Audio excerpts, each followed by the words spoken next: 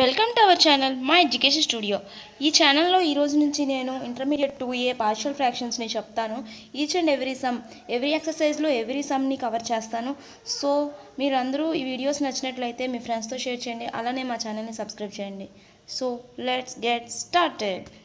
Partial fractions మనం ఎందుకు నేర్చుకోవాలి అని అంటే, ఇప్పుడు ఒక పాలినామియల్ ఫ్రాక్షన్ f(x/g) ఇచ్చాడు అనుకోండి, దానికి ఇంటిగ్రేషన్ ఫైండ్ చేయమని ఇస్తే అది మనం ఫైండ్ చేయడం కష్టం. ఈ ఫామ్లో ఇచ్చాడు అనుకోండి, ఇప్పుడు ఎలా ఫైండ్ చేయలేం కదా. సో కొంచెం ఈజీ అవడానికి ఫస్ట్ సమ్ ఆఫ్ పార్షియల్ ఫ్రాక్షన్స్గా డివైడ్ చేసి ఆ నెక్స్ట్ ఇంటిగ్రేషన్ చేయాలి. So sum of partial fractions ఎలా డివైడ్ చేయాలో ఈ పార్షియల్ ఫ్రాక్షన్ చాప్టర్లో మనం తెలుసుకుంటాం. ఫస్ట్ రేషనల్ ఫ్రాక్షన్స్ యొక్క డెఫినేషన్ తెలుసుకుందాం, ఆ నెక్స్ట్ ప్రాపర్ ఫ్రాక్షన్ డెఫినేషన్, ఆ next improper fraction definition. Okay, ఇప్పుడు రేషనల్ ఫ్రాక్షన్ అంటే ఏంటి అని అంటే, f(x/g) అనే ఫామ్లో ఉండే ఫ్రాక్షన్ని రేషనల్ ఫ్రాక్షన్ అంటాం. ఇక్కడ g అనేది ≠0 అనమాట. f(g) రెండు కూడా polynomial. Examples of rational fraction ఏంటి అని అంటే 4x + 1/x³ + x - 1. ఇక్కడ మనకు డిగ్రీస్తో సంబంధం లేదు. ఈ రెండు ఎక్స్లో ఉంటే దాన్ని రేషనల్ ఫ్రాక్షన్ అని మామూలుగా ఫస్ట్ రేషనల్ ఫ్రాక్షన్ అని అంటారు. ఆ నెక్స్ట్ దాని యొక్క కండిషన్స్ అనేవి ఇక్కడ తెలుస్తాయి. Proper fraction and improper fraction. Proper ఫ్రాక్షన్లో ఏంటి అంటే f(x) డిగ్రీ g) డిగ్రీ అవ్వాలి, అప్పుడు దాన్ని ప్రాపర్ ఫ్రాక్షన్ అంటారు.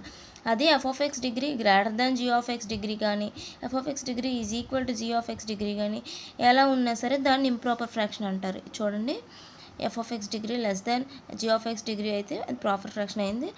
అదే f(x) డిగ్రీ g) డిగ్రీ అయితే ఇంప్రాపర్ ఫ్రాక్షన్ అయింది. ఈక్వల్ టు అయినా ఇంప్రాపర్ ఫ్రాక్షన్ అయింది. ఇప్పుడు ఈ f(x/g)లో gగా ఉన్నప్పుడు ఈ g irreducible polynomial, reducible polynomial అని 2 కండిషన్స్ ఉంటాయి. ఇప్పుడు ఫస్ట్ ఇర్రెడ్యూసిబుల్ పాలినామియల్ అంటే ఏంటి అంటే, ఏ పాలినామియల్ f(x) అంటే నార్మలైజ్ చేయడానికి f(x) అని చెప్తున్నారు. యాక్చువల్గా మన f(x/g)లో g కోసం ఇదంతా. f(x) is said to be irreducible if cannot be expressed as a product of two polynomials of g and h. ఇక్కడ ఇది మనకి ఇక్కడ అర్థమవుతుంది చూడండి, x² - 2x + 1 అంటే ఇది ఇంకా రెడ్యూసిబుల్ అవుతుంది. అంటే దీన్ని ఫ్యాక్టర్స్గా రాయొచ్చు కదా, x - 1 × x - 1 అని. సో ఇది రెడ్యూసిబుల్ అనమాట. అదే దీన్ని చూడండి, రాయలేము కదా, సో ఇది రెడ్యూసిబుల్ అవుతుంది. మీకు అర్థమైంది అనుకుంటున్నాను. ఇప్పుడు అసలైన కాన్సెప్ట్ పార్షియల్ ఫ్రాక్షన్ అవ్వాలి అని అంటే ఫస్ట్ ప్రాపర్ ఫ్రాక్షన్ అవ్వాలి. ప్రాపర్ ఫ్రాక్షన్ అవ్వాలనే ఏం లేదు, కానీ ఫస్ట్లో మనం స్టార్టింగ్లో ప్రాపర్ ఫ్రాక్షన్ అయితే మనం డైరెక్ట్గా పార్షియల్ ఫ్రాక్షన్స్ కట్టేయచ్చు. అదే ఇంప్రాపర్ ఫ్రాక్షన్ కూడా కట్టొచ్చు పార్షియల్ ఫ్రాక్షన్, దానికి బౌండరీస్, రేంజెస్ అవన్నీ ఫైండ్ చేస్తామన్నమాట. అది నెక్స్ట్ ఎక్సర్సైజెస్లో వస్తుంది. ప్రజెంట్ 7A 7Bకి పార్షియల్ ఫ్రాక్షన్ అవ్వాలి అని అంటే, partial fraction sum of partial ఫ్రాక్షన్స్గా డివైడ్ చేయాలి అని అంటే ప్రాపర్ ఫ్రాక్షన్ అవ్వాలి. చూడండి, ఇక్కడ if a proper fraction is expressed as a sum of two or more proper fractions wherein the denominators are powers of irreducible polynomials, then each proper fraction in the sum is called the partial fraction of the given function. ఇక్కడ చూడండి, f(x/g) ఇచ్చాడు. g అనేది reducible polynomial అనుకోండి, దాన్ని first irreducible చేయాలి. Irreducible చేసిన తర్వాత ఒక్కొక్క ఇర్రెడ్యూసిబుల్ పాలినామియల్కి ఒక్కొక్క పార్షియల్ ఫ్రాక్షన్ అని ఉంటుంది. అప్పుడు నెక్స్ట్ ఒక్కొక్క పార్షియల్ ఫ్రాక్షన్ ఉన్నాక పార్షియల్ ఫ్రాక్షన్స్గా డివైడ్ అవుతుంది. చూడండి, ఫర్ ఎగ్జాంపుల్ రూల్స్. ఇప్పుడు సమ్ ఆఫ్ పార్షియల్ ఫ్రాక్షన్స్గా డివైడ్ చేసే ముందు, సమ్స్కి వెళ్ళే ముందు ఒక 2 రూల్స్ తెలుసుకోవాలి. 7A చేయాలి అని అంటే ఒక 2 రూల్స్ తెలుసుకోవాలి. అందులో ఫస్ట్ రూల్ ఏంటి అని అంటే, ఇప్పుడు ఇర్రెడ్యూసిబుల్ ఫ్యాక్టర్ అనేది gకి ఇర్రెడ్యూసిబుల్ ఫ్యాక్టర్ అనేది ax + bలో ఫామ్లో ఉన్నదనుకోండి, అప్పుడు పార్షియల్ ఫ్రాక్షన్ అనేది a/ax + bగా మారాలి అది చెప్తున్నా. ఇప్పుడు అదే రిపీటెడ్ ఫ్యాక్టర్ అనుకోండి, ఇక్కడ చూసినట్టుగా x² - 2x + 1 అనే g పాలినామియల్ ఉందనుకోండి, దాన్ని x - 1 2 వచ్చాయి కదా. సో రిపీటెడ్ ఫ్యాక్టర్ కదా ఇది. సో అలా ఉన్నప్పుడు దానికి పార్షియల్ ఫ్రాక్షన్ ఎలా చేస్తున్నారో చూడండి. ax + b అదే రిపీట్ అయితే అప్పుడు పార్షియల్ ఫ్రాక్షన్ ఇలా వస్తుంది, a1 + a1/ax + b a2/ax + b (2) ఇలా చేసుకోవాలి. మీకు కొంచెం సమ్ చేసినప్పుడు అర్థమైపోతుంది. ఇప్పుడు 7A ఎక్సర్సైజ్కి వెళ్ళిపోదాం. Resolve the following fractions into the partial fractions. Some చూడండి, 2x plus 3 by x plus 1 into x minus 3. ఇప్పుడు మనం ఫస్ట్ ఏం చేయాలి అని అంటే ఇక్కడ మనకి చెప్పినట్టుగా ఏ బై ఏఎక్స్ ప్లస్ బీగా ఫస్ట్ అనుకోవాలి. కాబట్టి let 2x plus 3 by x plus 1 into x minus 3 is equal to a by x plus 1 plus b by x minus 3 అనమాట. ఇప్పుడు దాన్ని ఎల్సిఎం చేయాలి. దీన్ని ఎల్సిఎం చేయాలి ఎలా అంటే ఇక్కడ చూడండి ఎక్స్ ప్లస్ 1తో డివైడ్ అవుతుంది కాబట్టి ఎక్స్ మైనస్ 3 ఇంటూ చేసాము plus b into x plus 1. So next ఏం చేయాలి అని అంటే దీన్ని ఇంకా ఇప్పుడు దీన్ని ఇంకా ఎక్స్పాండ్ చేయాలి అంటే మల్టిప్లై చేయాలి. మల్టిప్లై చేసిన తర్వాత ఇక్కడ ఎక్స్ ఉంది కదా, ఎక్స్కి 2 ఉంది కదా, అలానే ఇటు సైడ్ కూడా ఎక్స్కి ఏ ప్లస్ బి వస్తుంది కదా, అలా ఈక్వేట్ చేస్తూ ఉండాలన్నమాట. చూడండి అలా ఈక్వేట్ చేసుకుంటే a plus b is equal to 2, b minus 3 is equal to 3 వచ్చింది. ఇప్పుడు ఈ రెండు ఈక్వేషన్స్ని సాల్వ్ చేయాలి. సాల్వ్ చేస్తే అప్పుడు ఏ ఈజ్ ఈక్వల్ టు 9/4 వచ్చింది, బి ఈజ్ ఈక్వల్ టు -1/4 వచ్చింది. ఇప్పుడు finally we got the answer. Second సమ్కి వచ్చేసరికి 5x plus 6/2 plus x into 1 minus x. ఇక్కడ కూడా అంతే, ఇర్రెడ్యూసిబుల్ ఫ్యాక్టర్స్ అనేవి ఇచ్చేసాడు. సో మనం ఇంకా దీనికి ఏం చేయాల్సిన అవసరం లేదు, డైరెక్ట్గా ఇది ఏఎక్స్ ప్లస్ బీగా ఉంది కదా, so a by a x plus b, b by a x plus b ఆ ఫామ్లో తీసుకుంటే సరే. So a by 2 plus x, b by 1 minus x తీసుకున్నాము.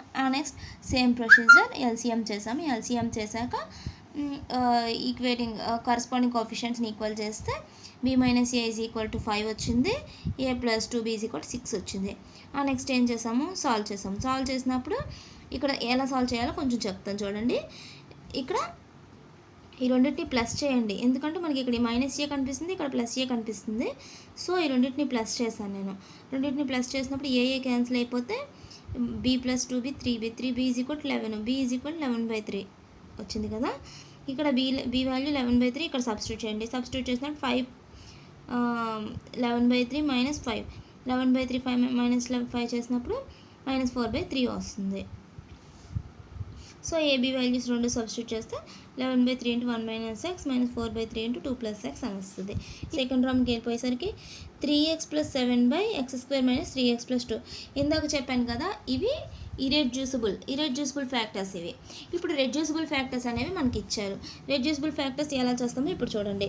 ఇప్పుడు దీన్ని ఫ్యాక్టర్స్గా డివైడ్ చేయాలి. రెడ్యూసిబుల్ పోలినామియల్ ఇచ్చారు, ఇప్పుడు ఇరెడ్యూసిబుల్ పోలినామియల్గా దీన్ని డివైడ్ చేయాలి. ఎలా డివైడ్ చేయాలి, నార్మల్గా మనం ఫ్యాక్టరైజేషన్ నేర్చుకున్నాం కదా. ఇప్పుడు ax² plus bx plus c రూపంలో ఉంది ఇది. సో దీన్ని ఎలా మార్చాలి, ఫ్యాక్టర్స్ మార్చాలి. ఫ్యాక్టర్స్గా తెచ్చుకోవాలి అని అంటే ఇప్పుడు ఈ రెండు చూసుకోవాలి. ఈ రెండు చూసుకుంటే 1 ఉంది, 2 ఉంది, 2 రావాలి, కానీ ఇక్కడ 3 అనేది సాటిస్ఫై అవ్వాలి. సో అలా సింప్లిఫై చేస్తే 2 ఇంటూ 1 2, బట్ -3 రావాలి కదా, -2 -1 అలా తెచ్చుకున్నాం. సో దాన్ని అలా సింప్లిఫై చేస్తే x-1 x-2 అని 2 ఇర్రెడ్యూసిబుల్ ఫ్యాక్టర్స్ అనేవి మనం ఫైండ్ చేసేసాం. సో అది ఇలా సబ్స్టిట్యూట్ చేస్తే ఇలా వచ్చింది. ఇప్పుడు నార్మలే ముందు సమ్స్ లాగే మనం ఫామ్ చేసేసాం. ఇప్పుడు దీనికి ఏఎక్స్ ప్లస్ బీలా ఉంది కాబట్టి ఏబి అండ్ 2 వేరియబుల్స్ తీసుకొని సబ్స్టిట్యూట్ చేసుకుంటాం. సబ్స్టిట్యూట్ చేసుకుంటే సో సేమ్ కోఫిషియంట్స్ కరస్పాండింగ్ కోఫిషియంట్స్ని ఈక్వల్ చేసుకుంటే 2 ఈక్వేషన్స్ వస్తాయి. A plus b is equal to 3 minus into 2a plus b is equal to 7. ఇలా 2 ఈక్వేషన్స్ వస్తే దాన్ని సాల్వ్ చేసుకుంటే ఇలాగ ఏ వాల్యూ బి వాల్యూ వస్తాయి. దాన్ని సింప్లిఫై చేసి సబ్స్టిట్యూట్ చేయాలి. సబ్స్టిట్యూట్ చేసి లాస్ట్ సమ్ ఆఫ్ పార్షియల్ ఫ్రాక్షన్స్గా వచ్చేసింది. ఇప్పుడు ఇంటిగ్రేషన్స్లో ఎలా యూజ్ అవుతుంది అంటారు కదా, ఇక్కడ చూడండి ఇంటిగ్రేషన్స్ చేస్తున్నప్పుడు ఇలాంటి ఈక్వేషనే ఇచ్చేసి ఇంటిగ్రల్ అని చెప్పి ఇచ్చాడు అనుకోండి, మనం డైరెక్ట్గా ఇది ఎలా చేయాలో మనం చాలా కష్టంగా ఫీల్ అవుతాం కదా. సో అలాంటప్పుడు ఇలా డివైడ్ చేసుకుంటే మనకి చాలా ఈజీ అవుతుంది. సెకండ్ సమ్ ఏంటి, రెడ్యూసిబుల్ ఇచ్చాడు, రెడ్యూసిబుల్గా ఉన్నదాన్ని అలా ఉంచాలి. రెడ్యూసిబుల్గా ఉన్నదాన్ని x² - 4 దీన్ని ఇంకా రెడ్యూస్ చేయొచ్చు కదా. రెడ్యూస్ చేయాలి అంటే ఇది ముందు ఏ ఫామ్లో ఉంది, x² - 4 అంటే a² - b². దీన్ని రెడ్యూస్ చేస్తే a - b into a plus బీగా మార్చొచ్చు. సో ఇక్కడ ఇదే చేశాను, a - b into a plus b. ఇది ఇలా డైరెక్ట్గా ఇది వేసేయచ్చు. నెక్స్ట్ నార్మల్ అని a ప్లస్ b ప్లస్ సిగా అది వేసుకొని చేసుకోవాలి. చేసుకున్నాక ఇది కొంచెం పెద్దది వస్తుంది. ఎందుకనంటే ఇక్కడ 3 వేరియబుల్స్ ఉన్నాయి కదా, సో ఇక్కడ ఏ వేసుకొని మిగతా 2 ఏవైతే ఉన్నాయో వాటిని మల్టిప్లై చేసేసి చేయాలి. కొంచెం పెద్ద ఈక్వేషన్ వస్తుంది. ఇక్కడ ఏంటి అంటే ఇక్కడ ఎక్స్ కోఎఫిషియంట్ ఉంది, కాన్స్టెంట్ టర్మ్ ఉంది. ఎక్స్ స్క్వేరు అలా హైయెస్ట్ పవర్స్ ఏం లేవు కాబట్టి ఏవైనా హైయెస్ట్ పవర్స్ ఇక్కడ వస్తే ఆ కోఎఫిషియంట్స్కి ఇటు సైడ్ ఏం లేదు కాబట్టి 0తో ఈక్వల్ చేయాలి. ఇక్కడ చూస్తే మీకు అర్థమవుతుంది చూడండి. a + b + c X square coefficient వచ్చింది, 3a - b ఎక్స్ కోఎఫిషియంట్ వచ్చింది, 2a - 2b - 4c కాన్స్టెంట్ వచ్చింది. సో ఎక్స్ స్క్వేర్ అనేది ఇక్కడ లేదు కాబట్టి a + b + cని 0కి ఈక్వల్ చేసాము, 3a - bని 1కి ఈక్వల్ చేసాము, ఎక్స్ ఉంది కాబట్టి. మిగతాదంతా కాన్స్టెంట్ కాబట్టి 4తో ఈక్వల్ చేసాము. సో ఈ ఇక్కడ మనకి తెలుస్తుంది కదా, త్రీ వేరియబుల్స్ ఉన్నాయి. 3 వేరియబుల్స్ ఉన్నాయి కాబట్టి 3 వాల్యూస్ మనం ఫైండ్ చేయాలి. 3 వాల్యూస్ ఫైండ్ చేయాలని అంటే ఫస్ట్ ఈ 2 వేరియబుల్స్ ఉన్నాయి కాబట్టి ఫస్ట్ ఈ 2 ఈక్వేషన్స్ని ఈ టూ ఈక్వేషన్స్ ద్వారా మన ఈ 2 వేరియబుల్స్లోకి వచ్చేటట్టుగా ఇంకో ఈక్వేషన్ని మనం ఫైండ్ చేయాలి. అది ఎలా అంటే ఇప్పుడు 1, 3 తీసుకొని మనం ఏబిలో ఒక ఈక్వేషన్ తెచ్చుకోవాలి. అది a + b + c = 0, a - b - 2c = 2. అంటే దీన్ని రెడ్యూస్ చేశాను, a - b - 2c = 2గా. ఇప్పుడు దీన్ని రెడ్యూస్ చేసుకుంటే ఇప్పుడు మనకి ఇక్కడ ఏం కావాలి, ఏబిలో కావాలి అంటే c క్యాన్సిల్ అవ్వాలి కాబట్టి ఇంటూ 2 వేసాను. ఇంటూ 2 వేసినప్పుడు +2c - 2c క్యాన్సిల్ అయిపోయింది. క్యాన్సిల్ అయినప్పుడు 2a + a 3a, 2b - b ఇక్కడ 0 × 2 0 కాబట్టి 2. సో ఇది ఒక 5th ఈక్వేషన్గా అనుకున్నాము. ఇక్కడ సెకండ్ ఈక్వేషన్ మనకు తెలుసు కదా, 3a - b = 1, ఇక్కడ 3a + b = 2. ఇక్కడ 2 ఈక్వేషన్స్ వచ్చాయి. 2 వేరియబుల్స్లోనే 2 ఈక్వేషన్స్ ఉన్నాయి. సో మనం ఈ రెండు వేరియబుల్స్ యొక్క వాల్యూస్ ఫైండ్ చేయగలం. అది ఎలా అంటే 3a - b = 1, 3a + b = 2. ఈ రెండు సాల్వ్ చేస్తే bb క్యాన్సిల్ అయిపోయింది, a = 1/2 వచ్చేసింది. ఇప్పుడు ఈ 1/2 తీసుకెళ్ళి సెకండ్ ఈక్వేషన్లో పెడితే b వాల్యూ వచ్చేస్తుంది. b వాల్యూ ఇలా వచ్చింది, 1/2 వచ్చింది అది కూడా. ఇప్పుడు ఏ వాల్యూ b వాల్యూ రెండు తీసుకెళ్ళి ఎయిదర్ 1లో కానీ 3లో కానీ సబ్స్టిట్యూట్ చేయొచ్చు. నేను 1లో సబ్స్టిట్యూట్ చేస్తాను, ఎందుకనంటే ఇది సింపుల్గా ఉంది కదా ఈక్వేషన్. సో 1లో సబ్స్టిట్యూట్ చేస్తున్నాను. ఏ వాల్యూ b వాల్యూ రెండు తీసుకెళ్ళి సబ్స్టిట్యూట్ చేస్తే c వాల్యూ -1 వచ్చేసింది. ఇప్పుడు ఈ 3 వాల్యూస్ మనకు వచ్చేసాయి. సో మనం తీసుకున్న ఈక్వేషన్లో ఫస్ట్ అనుకున్నాం కదా, ఆ ఈక్వేషన్ సబ్స్టిట్యూట్ చేస్తే మన సమ్ ఆఫ్ పార్షియల్ ఫ్రాక్షన్స్ ఇలా వచ్చేసింది. థర్డ్ సమ్ ఇక్కడ x² × x + 1 మీన్స్ ఇక్కడ x అనేది 2 టైమ్స్ రిపీట్ అవుతుంది కదా. సో దీనికి సెకండ్ రూల్ అనేది అప్లై అవుతుంది. సెకండ్ రూల్ ఏంటి, తీసుకున్నాం కదా, సేమ్ రిపీట్ అయితే చూడండి, సేమ్ రిపీట్ అయినప్పుడు మనం ఏం తీసుకోవాలి, a1/ax + b, a2/ax + b whole square. Means ఇక్కడ చూడండి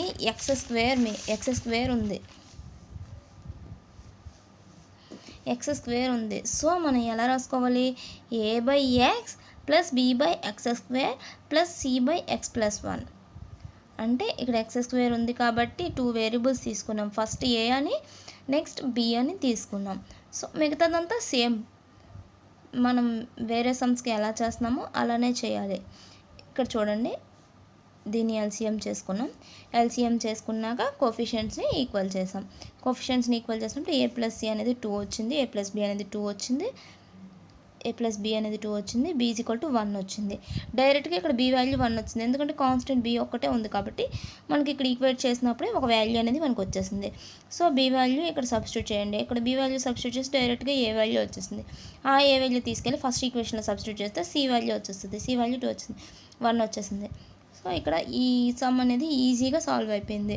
సో ఈ 3 వాల్యూస్ మనం తీసుకున్న ఫామ్లో వేసేస్తే వచ్చేస్తుంది, సమ్ ఆన్సర్ వచ్చేసింది.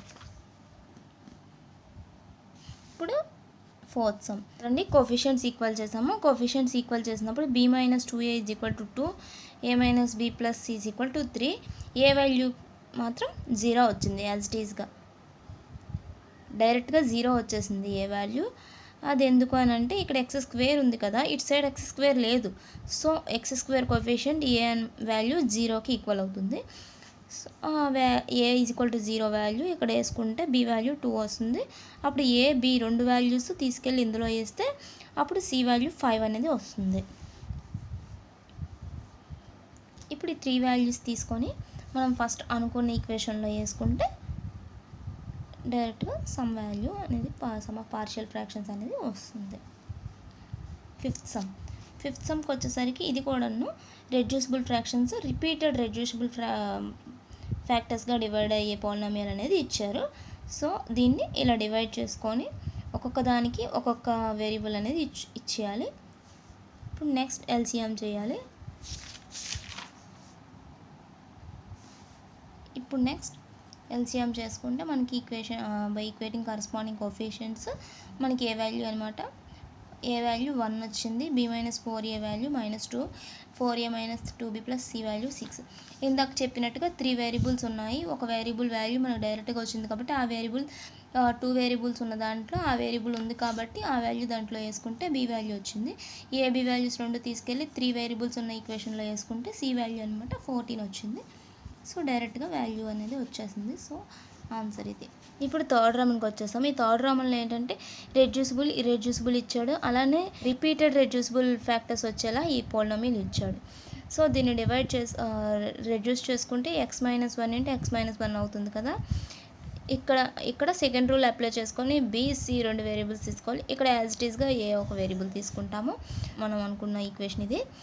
దీని తర్వాత యాజ్ ఇట్ ఈస్గా ఎల్సిఎం చేస్తాం. ఎల్సిఎం చేసుకున్నాక దాన్ని ఈక్వేట్ చేసుకోవాలి.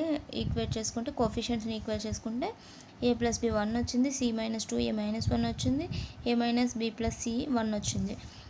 ఇప్పుడు 3 వేరియబుల్స్ ఉన్నాయి. మనం ఈక్వేషన్ సాల్వ్ చేయడానికి 3 వేరియబుల్స్ ఉన్నాయి. ఇక్కడ 2 వేరియబుల్స్ ఈక్వేషన్ ఒకటి వచ్చింది, ఇంకో 2 వేరియబుల్ ఈక్వేషన్ ఒకటి వచ్చింది. సో ఈ ఈక్వేషన్ నుంచి మనకి బి వాల్యూ తీసుకున్నాం అనమాట. ఈ బి వాల్యూ మనం ఇక్కడ వేసుకున్నాం. ఎయిదర్ సిఎల్లోనైనా మార్చాలి 2 ఈక్వేషన్స్, ఆర్ ఏబీలోనైనా మార్చాలి. నేను ఇక్కడ ఏసీలో మార్చాలి. 2a plus c equal to -1, 2a plus c equal to 2. ఇప్పుడు 2a క్యాన్సిల్ అయిపోయింది కదా, సిసి 2c అవుతుంది, 2 మైనస్ 1 1 అవుతుంది, సి ఈక్వల్ టు 1/2 వచ్చింది. సి ఈక్వల్ టు 1/2ని సబ్స్టిట్యూట్ చేస్తే 2లో సబ్స్టిట్యూట్ చేస్తాం. 2 వాల్యూ ఏంటి, సి మైనస్ 2 ఈక్వల్ టు -1 కదా. ఇప్పుడు సి వాల్యూ 1/2 సబ్స్టిట్యూట్ చేస్తే ఆ 1/2 రైట్ సైడ్ వెళ్ళిపోతుంది. రైట్ సైడ్ వెళ్ళిపోయి -1 -1/2 -3/2 ప్లస్ 2 3/4 అనేది వచ్చింది. ఇప్పుడు ఈ 3/4 1/2 ఏసీ వాల్యూస్ రెండు తీసుకెళ్ళి థర్డ్ ఈక్వేషన్, ఎందుకంటే థర్డ్ ఈక్వేషన్లో 3 వేరియబుల్స్ ఉన్నాయి కాబట్టి ఏసీ రెండు వాల్యూస్ సబ్స్టిట్యూట్ చేస్తే బి వాల్యూ డైరెక్ట్గా మనకు వచ్చేస్తుంది. అలా సబ్స్టిట్యూట్ చేస్తే బి వాల్యూ 1/4 వచ్చింది. ఇప్పుడు 3 వాల్యూస్ తీసుకెళ్ళి మనం అనుకున్న ఈక్వేషన్లో సబ్స్టిట్యూట్ చేస్తే మనకు కావాల్సిన ఆన్సర్ అనేది వచ్చేసింది. థర్డ్ రామన్లో second sum 9/x-1 into x+2 whole square. 9/x-1 into x+2 whole square. ఇక్కడ అంతే, రెడ్యూసిబుల్ పాలినామియల్ ఇచ్చారు, రిపీటెడ్ రెడ్యూసిబుల్ మీన్స్ అలా తీసుకుంటాం. b/x+2 plus c/x+2 whole square తీసుకుంటాం. అలా ఎల్సిఎం చేసుకుంటూ పోతే కోఎఫిషియంట్స్ అనేవి ఈక్వల్ చేసుకుంటూ పోతే మనకు వస్తుంది. a ప్లస్ బి 0 వచ్చింది, 4a plus B plus C 0 వచ్చింది, 4a minus 2b minus C 9 అనేది 3 ఈక్వేషన్స్ అనేవి వచ్చాయి. వచ్చేటప్పుడు ఇక్కడ ఏమొచ్చింది, 3 వేరియబుల్స్లో ఒక ఈక్వేషన్, 3 వేరియబుల్స్లో ఇంకో ఈక్వేషన్ వచ్చాయి. అంటే ఇక్కడ 2 వేరియబుల్స్ ఈక్వేషన్ ఉంది. అంటే ఏబీలోకి 2 3 యూజ్ చేసుకొని మనకి ఏబీలో ఒక ఈక్వేషన్ అనేది మనం తేవాలి. అప్పుడే ఏబీ వాల్యూస్ మనం ఫస్ట్ ఈక్వేషన్ ఆ ఈక్వేషన్ యూజ్ చేసి మనం ఏబీ వాల్యూ ఫైండ్ చేయగలం. సో 2 3 యూజ్ చేసి మనం ఫైండ్ చేయాలి. ఎలా, సిసి క్యాన్సిల్ అయిపోయింది, 8a minus b is equal to 9 అని చెప్పి ఒక ఈక్వేషన్ వచ్చింది. ఇప్పుడు 1 4 యూజ్ చేస్తే మనం ఇప్పుడు ఏబీ వాల్యూస్ ఫైండ్ చేయాలి. ఫైండ్ చేసినప్పుడు ఏ వాల్యూ 1 వచ్చింది. ఆ ఏ వాల్యూ 1లో ఈక్వల్ సబ్స్టిట్యూట్ చేస్తే బి వాల్యూ వస్తుంది. బి వాల్యూ -1 వచ్చింది. ఆ -1 థర్డ్ ఈక్వేషన్లో సబ్స్టిట్యూట్ చేయాలి. థర్డ్ ఈక్వేషన్ ఏంటి, third equation 4a minus 2b minus c is equal to 9. 4a a value 1, b value -1 minus c is equal to 9, c is equal to -1 అనేది వచ్చింది మనకి. So finally answer ఇది third sum. ఇప్పుడు same అలానే మనం ముందు సమ్స్కి ఎలా చేస్తున్నామో అలా చేయాలి. ఏ బి 2 వేరియబుల్స్ తీసుకొని సి యాజ్ ఇట్ ఈస్గా తీసుకొని అలా ఎల్సిఎం తీసుకొని కోఎఫిషియెంట్స్కి ఈక్వల్ చేసుకుంటూ పోతే 3 ఈక్వేషన్స్ వచ్చాయి. ప్రీవియస్ సమ్లో లాగా ఈ వేరియబుల్స్తో 2 ఈక్వేషన్స్, 2 వేరియబుల్స్తో ఒక ఈక్వేషన్ వచ్చింది. ఇప్పుడు 2, 3 2 ఈక్వేషన్స్ యూజ్ చేసి ఏసీలో ఇంకో ఈక్వేషన్ మనం ఫైండ్ చేయాలి. ఫైండ్ చేసేటప్పుడు ఇది వచ్చింది. ఇప్పుడు 1, 4 యూజ్ చేసి ఏసీ వాల్యూస్ ఫైండ్ చేయాలి మనం. చూడండి ఏసీ వాల్యూస్. ఏ వాల్యూ -6 వచ్చింది.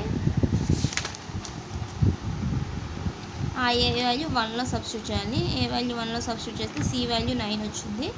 సి వాల్యూ 9 ఏసీ వాల్యూస్ 2 తీసుకెళ్ళి థర్డ్ ఈక్వేషన్ సబ్స్టిట్యూట్ చేయాలి. థర్డ్ ఈక్వేషన్ ఏంటి?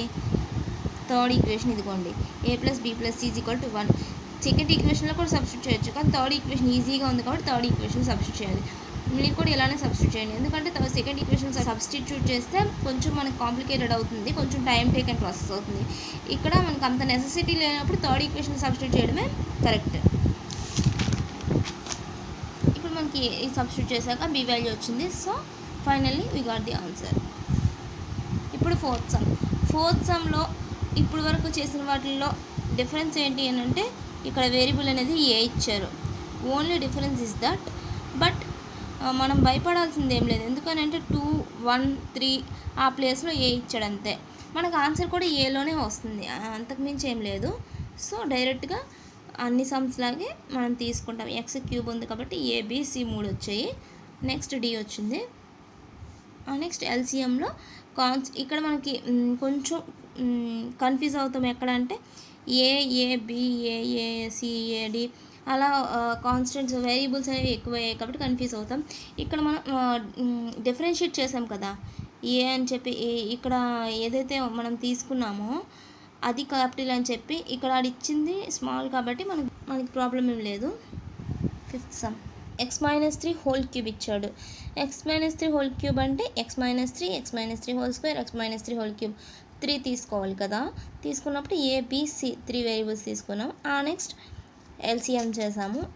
ఎల్సిఎం చేసుకున్నాక కరస్పాండింగ్ కోఎఫిషియెంట్స్ని ఈక్వేట్ చేయాలి. ఈక్వేట్ చేసినప్పుడు డైరెక్ట్గా మనకి ఏ వాల్యూ 1 అనేది వచ్చేసింది.